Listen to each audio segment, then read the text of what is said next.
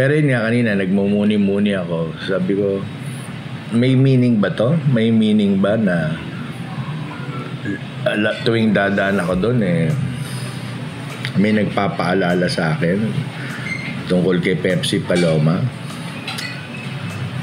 Meron bang gustong sabihin sa akin si Pepsi Paloma? Parang ganun? O may paramdam ba siya? Anong ganap sa mundo ng showbiz?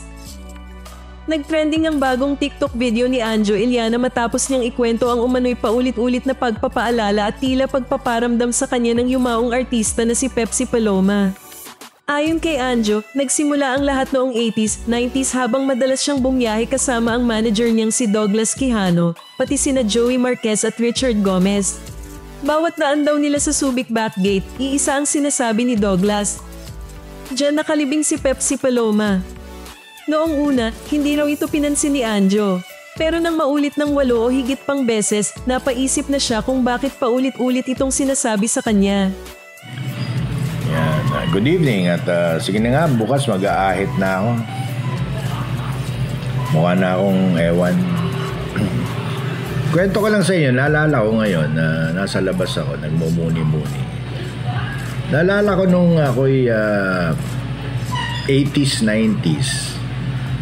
Isang kotse lang kami ni Douglas Quijano, yung manager ko, Joey Marquez, Richard Gomez at ako. Alam niyo yung Subic. Yan, Subic Naval Base nung araw. May gate yun sa likod back gate. Tuwing lumalabas kami doon, sasabihin sa akin ni Douglas, diyan nakalibing si Pepsi Paloma. Di siyempre, una mo marinig, ang daming nicho na puti. So ganun lang, okay lang. Diyan pala si Pepsi Paloma. Daan na naman kalit minsan. Diyan nakalibing si Pepsi Paloma. 3. Diyan nakalibing si Pepsi. Iba-ibang date to Hanggang sa isang beses, siguro mga 7 beses niya sabi ko, Dogs, alam ko diyan nakalibing si Pepsi Paloma. Paulit-ulit mo nang sinasabi. Ilang beses mo nang sinabi. Hanggang sa nakaisa pa pala siya. Isa pa. Siguro mga 8 beses niya sinabi sa akin. Di ako naman na may misteryohan bakit paulit-ulit sinasabi ni Douglas itong di niya makalimutan. Although isa sa best friends niya, si Kapitan Ray de la Cruz, yung manager ni Pepsi Paloma. Pag ako meron trabaho, dadaan ako doon. Yung kasama ko naman ang sasabihan ko, diyan nakalibing si Pepsi Paloma. Siguro mga 2-3 beses yung sino man kasama ko diyan nakalibing. Siguro hindi ko na maalala yung huli.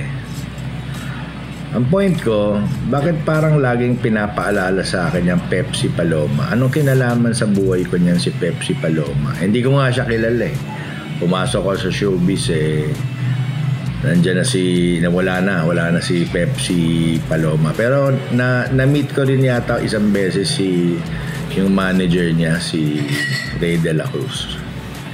Pero yun nga kanina, nagmumuni-muni ako. Sabi ko, may meaning ba to? May meaning ba na tuwing dadaan ako doon may nagpapaalala sa akin tungkol kay Pepsi Paloma? Meron bang gustong sabihin sa akin si Pepsi Paloma? Parang ganun. O may paramdam ba siya? Hindi ko alam. Pero yun lang, naikwento ko lang sa inyo na medyo weird na lagi na pinapaalala sa akin dati na dyan nakalibing si Pepsi Paloma. Dyan yan sa Olonga po. Walang kinalaman sa buhay ko ngayon, pero nag-iisip lang ako kung bakit ilang beses yun na pinapaalala sa akin na nandyan si Pepsi Paloma. Walang malisyo, walang malisya. Naikwento ko lang na dun, sa mga hindi nakakalam, doon po siya dun sa may sementeryo doon puro puti, pataas nga kaya kahit gusto kong bisitahin siya nun, hindi pwede, mataas hindi ko alam saan doon, tsaka marami nakalibing.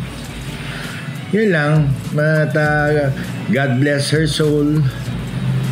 Kung ano man nangyari sa kanya, sana inaalagaan siya ngayon ng Panginoon. Sana naka-rest in peace na siya. Si Miss Pepsi Paloma.